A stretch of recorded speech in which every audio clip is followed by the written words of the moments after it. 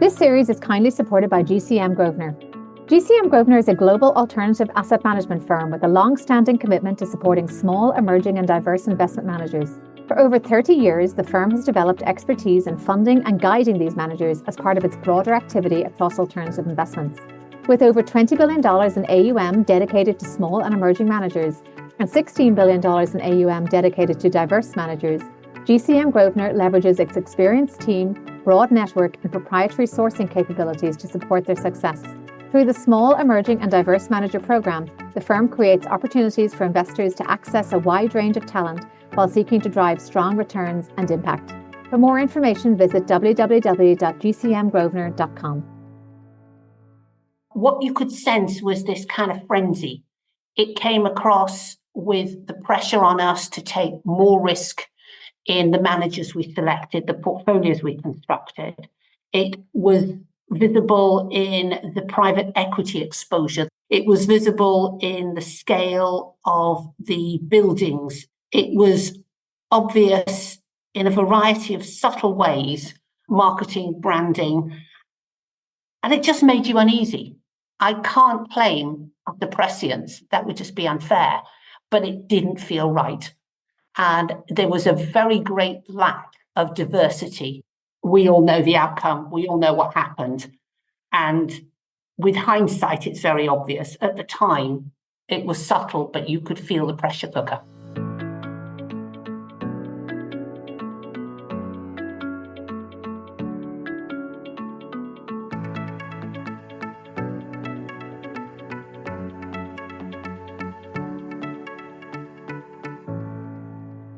Aoife and David, and welcome to the 50 Faces podcast, a podcast committed to revealing the richness and diversity of the world of investment by focusing on its people and their stories.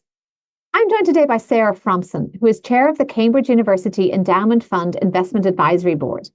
She also holds a number of other non-executive board and committee roles, including at the Calouste Gulbenkian Foundation, Quilter Investors, Capital Generation Partners, and Arrow Street, among others. She spent 11 years as head of investment risk at the Wellcome Trust, and prior to that was the chief investment risk officer at RBS Asset Management. Welcome, Sarah. Thanks for joining me today. Thank you.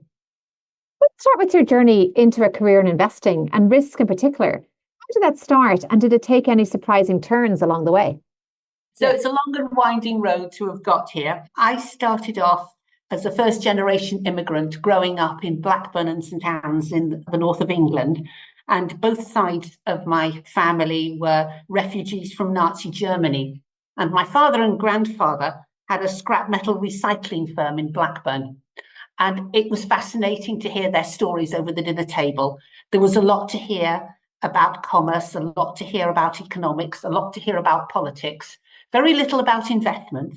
But it started me thinking about how the world works in an economic and a financial sense.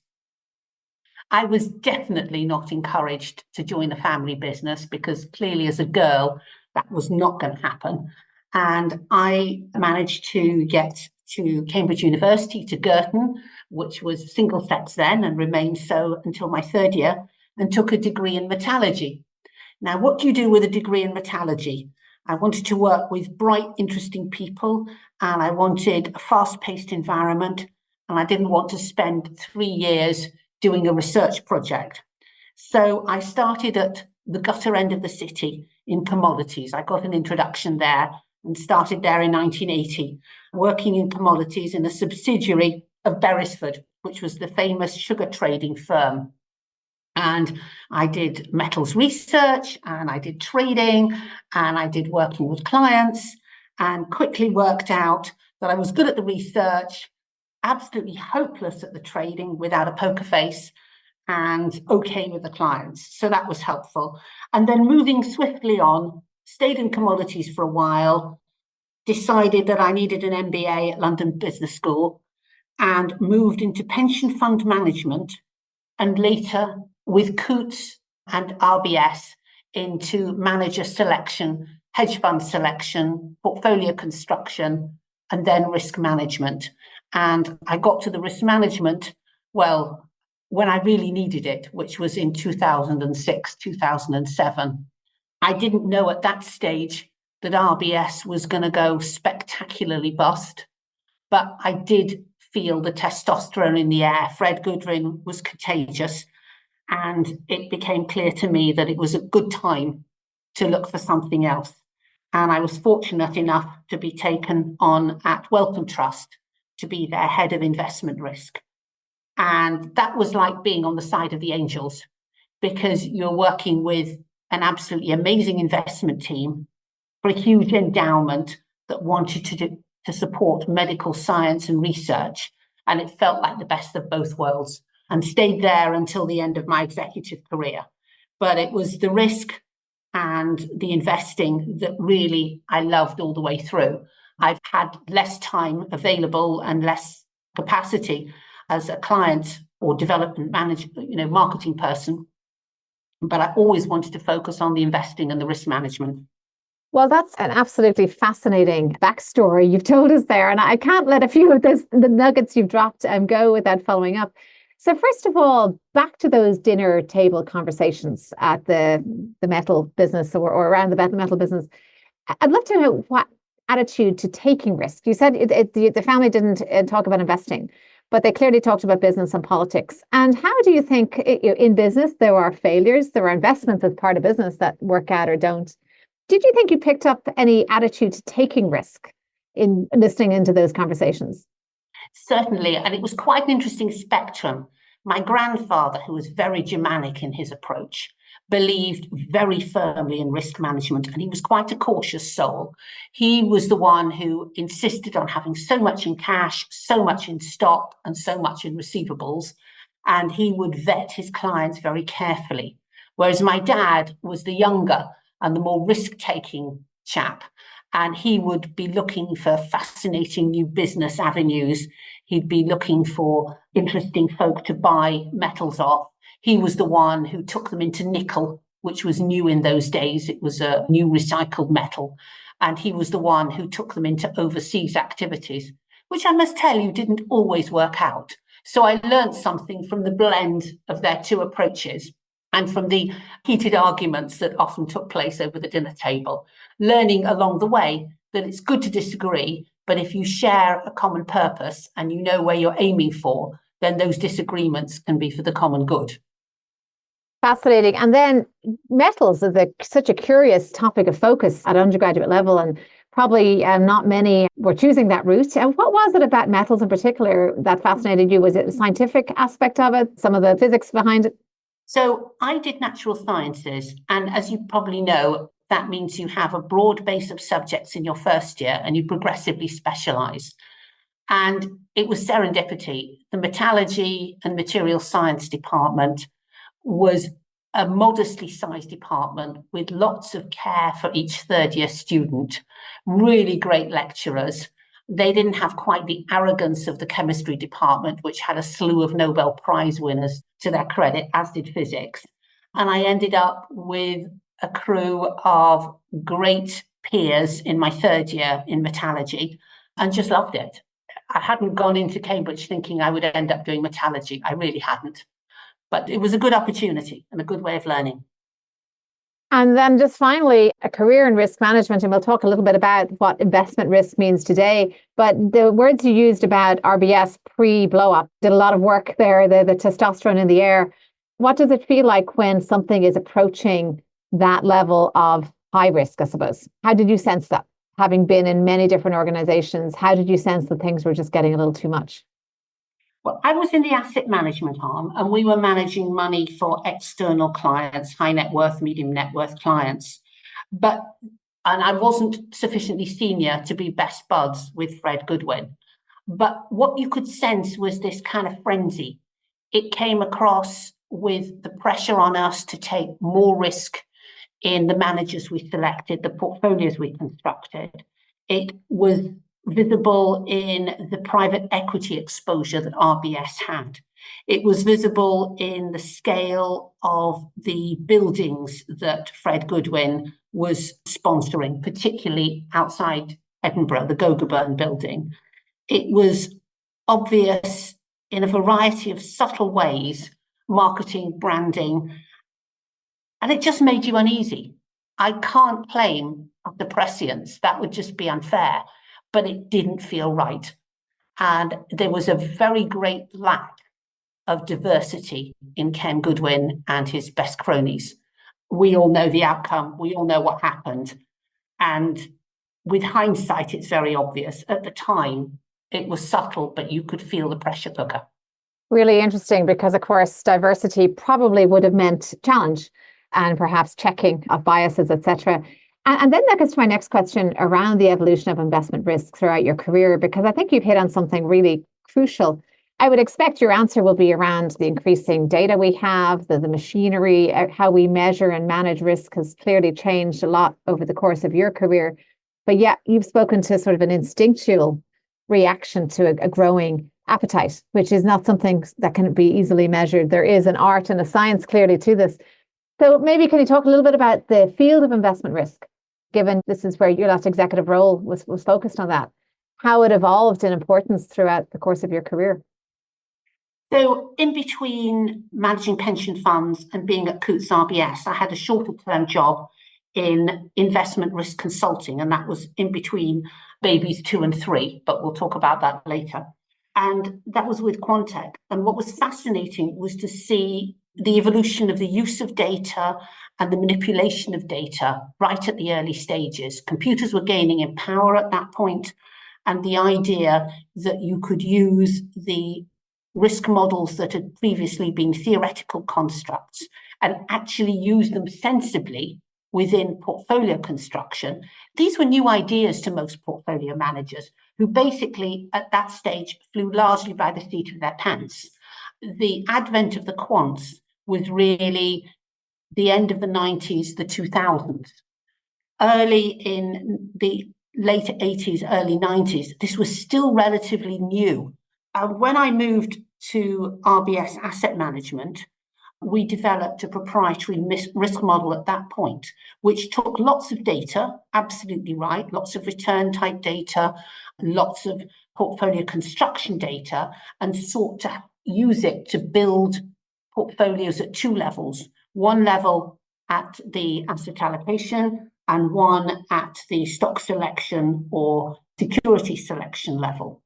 But I've always been very conscious that risk depends on humans, and risk depends on the degree to which individual human beings can take in a risk model and have the intellectual acuity and the humbleness to use it effectively. Not to disdain it, not to use it as a Bible, but to say, this is a tool for me. And as we've moved on, at Wellcome, the team there was particularly thoughtful in terms of risk management, with a very thoughtful way as to how much they were willing to use risk models and how much they relied also on an assessment of the other types of risk: operational risk, liquidity risk, control risk, sentiment risk, not all of which, very few of which, can be quantified in the same way as the traditional investment models, but are nonetheless vital to avoiding the impact of a major blow-up. So I've never forgotten the mantra that we had at Wellcome, which is for any manager, for any situation, think of the return and the risk that you expect and can deal with, but also think about liquidity and think about control. And with control comes the agency issues, the economic issues of who gets paid when what happens, and to what degree you can influence those. So I think there's the 2 aspects of risk management. There's the quantitative aspect and there's the qualitative aspect, which rely on an understanding of calibrating the other dimensions. And that's not easy. I enjoyed very much the development of my investment risk role at Wellcome, because I was lucky enough, for those geeky to understand this parlance, to be both first line of defense in risk terms, in other words, helping management, but also second line of defense in risk terms, which is the oversight role. And there's not many places you can straddle both. You can't do it under FCA regulations, but you can do it when you're managing your own money, as for an endowment or for a trust. And that's a fascinating and a challenging place to be, because you're a poacher turned gamekeeper and you're helping both sides of the equation. Very interesting and very challenging. It's so interesting. As you were speaking, the old adage, and I'm going to get it wrong, about the drunk and the lamppost and using a lamppost for guidance and light, but not a crutch, seems how you would recommend using a risk system for light, but not necessarily aimlessly leaning on it blindly. And equally, my impression of what's sometimes missing in risk reports is there's a lot of data, but it's sometimes an interpretation of that data and sometimes a sense of that qualitative overlay. So I think what you've really mentioned beautifully, how those two are fused together. And we'll probably return to risk a little when we go to your now portfolio career, because clearly that backdrop will be very useful to your current roles. So maybe we could just shift to that now in terms of your portfolio career. I've listed a wide range of investment committee roles and NED roles. So why this career pivot? Was it a natural one?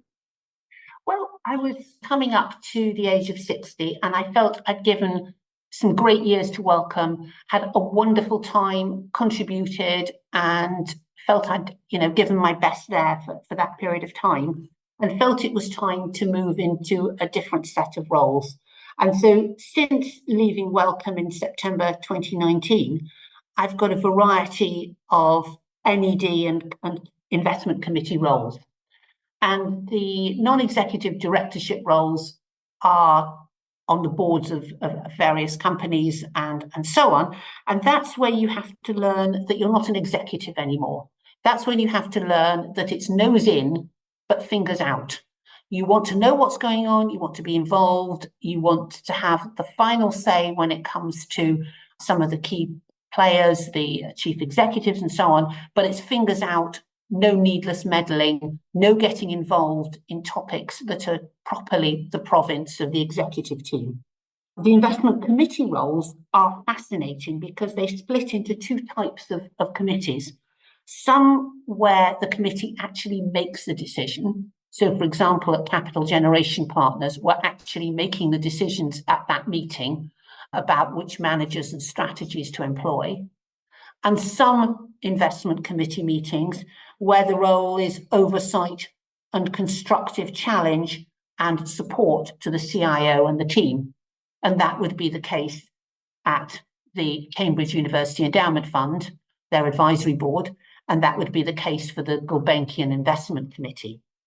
And again, it's a complex mix of being fascinated and involved in the investment aspect, but also the soft skills and managing the people and being involved and supporting the people thoughtfully and challenging them come very much to the fore. And I wanted to make that move into that category of roles. And I must say, I started a little bit before I left Wellcome, and I very much enjoyed the last 5 years. It's been amazingly exciting. I've learned a lot, I've given a lot, and I've had a lot of enjoyment out of it as well.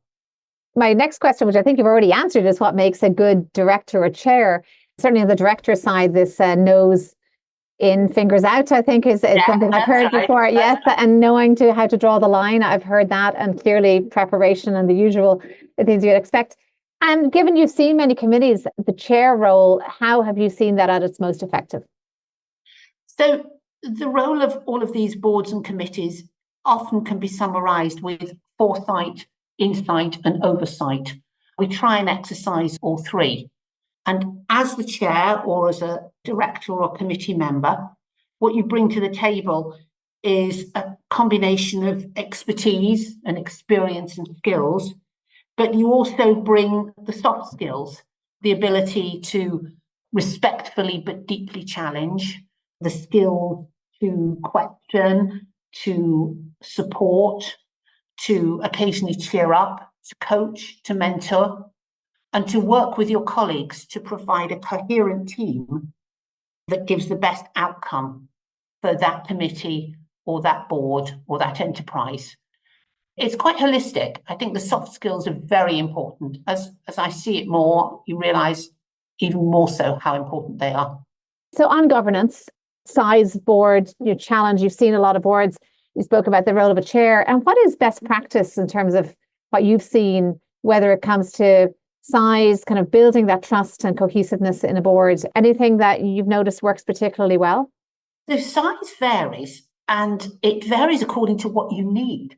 I think if you have a shared purpose and you know where you're aiming to get to, then in your mind as a chair, you need to conduct a skills and, if not gaps, a skills and experience audit and think, what do I need to give the best outcome for this enterprise or this committee or this board?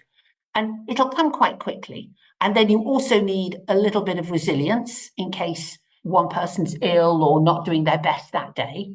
So in terms of size, anything from 3 to 6 or 7 people, more than that, and it starts to disintegrate because people step on each other's toes, people feel that they can leave it to others to contribute, and you get a lot of freeloading is the wrong word, but folk who perhaps haven't had the time to read the papers and develop questions and be thoughtful. You've got to be careful about size and to get the complement of skills.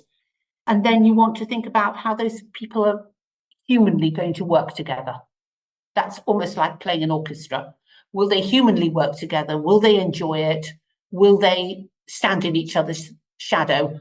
How do you balance that off? That's an important part as well.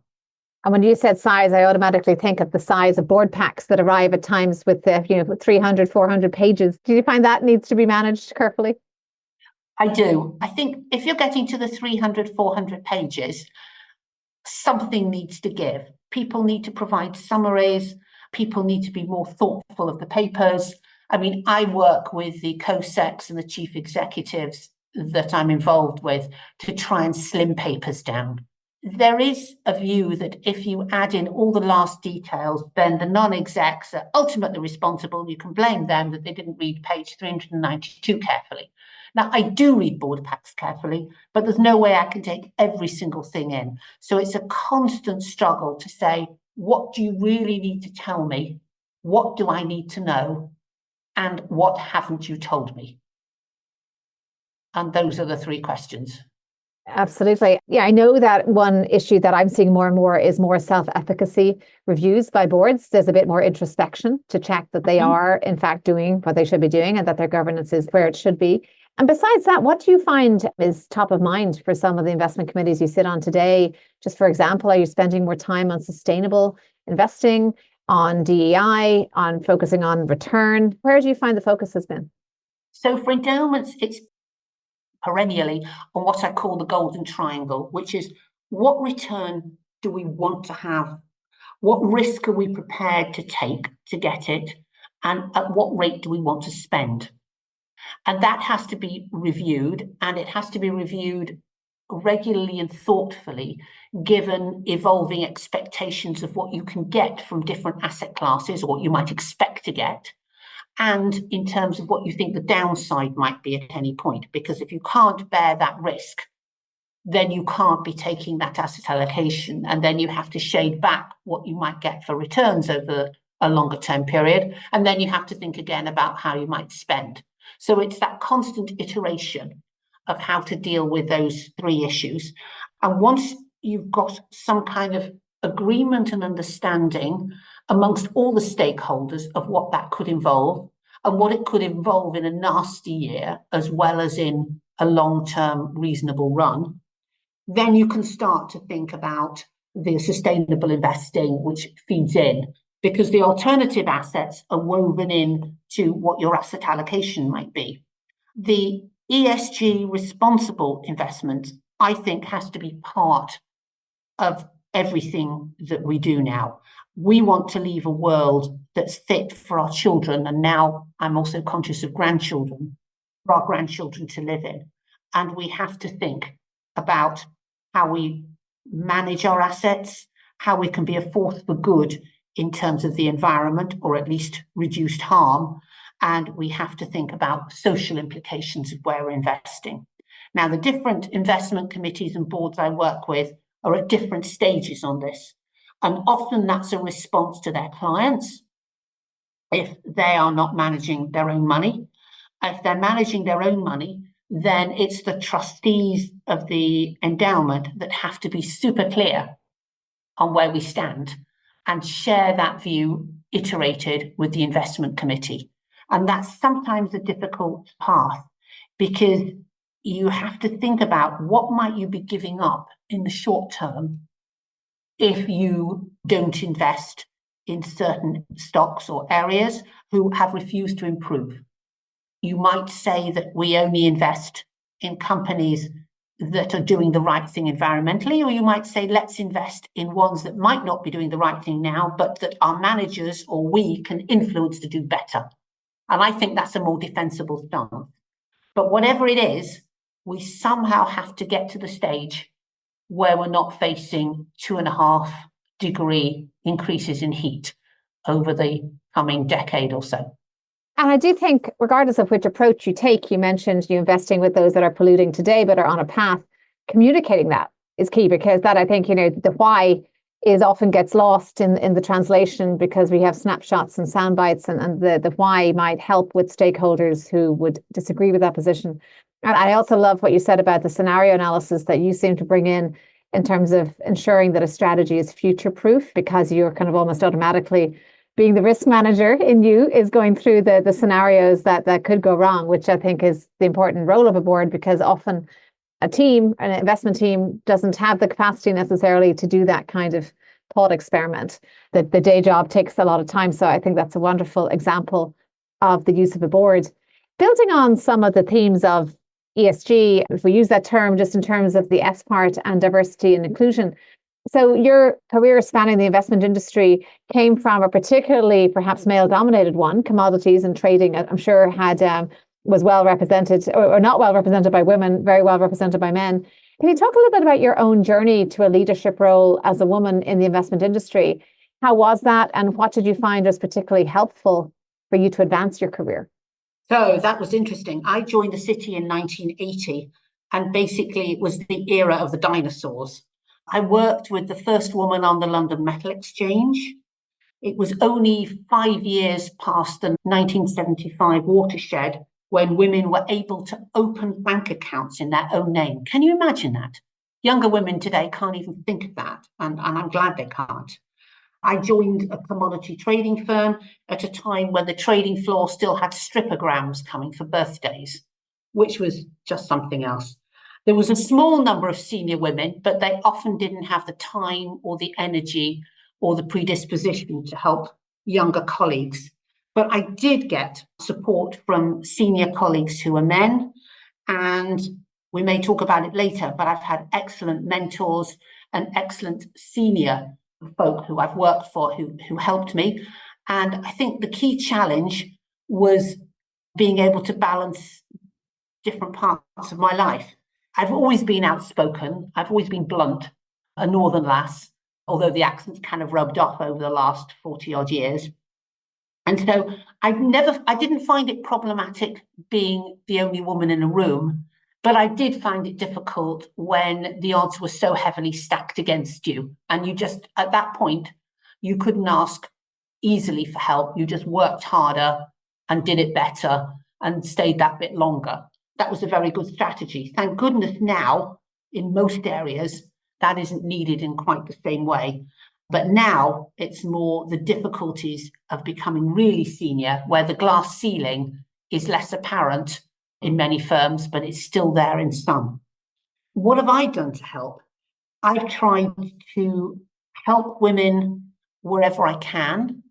I've tried to I've mentored a number of women on a formal basis and supported on an informal basis, and also aimed to ensure that hiring shortlists included women, and made sure that when we looked for people to do projects, an extra sort of plum opportunities, made sure that women were included in those opportunities.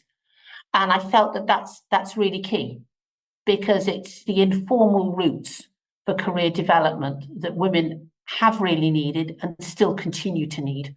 And perhaps now the focus is also on the BAME exposure, where the city's been very traditionally white, except for a few small areas. And I think the onus is on all of us to ensure that we include less well-represented groups. will benefit. Will benefit from the thought diversity, will benefit from the different approaches, will benefit from just a wider pool of raw talent. But I must say, I've never forgotten the stripogram in 1981. Well, that's exactly why we share these stories, just a little reminder of how far we've come, even if for many of us it's still not far enough, but at least some things are well left in history. And of course, part of the reason for sharing these stories is because I believe that when we share our stories of setbacks, resilience, overcoming those setbacks, that we add to the body of knowledge that can build resilience in future generations. So I'd love if you could share over the course of your career and risk. I know one does encounter ups and downs and volatility. Anything, whether it be setbacks or challenges or mistakes, that you learned lessons from over the course of your career? Well, there's two sides to that. One is the personal and one is the professional. On the personal side, the challenge was always balancing my career with motherhood and of 3 children and changing jobs after each child because maternity pay and leave weren't then what they are now. It helped me to learn resilience, and it helped me to learn there's always a way forward, and the importance of staying in contact with peers and with industry groups who helped me find the next opportunity and to get back into work. And that juggling continued for many years.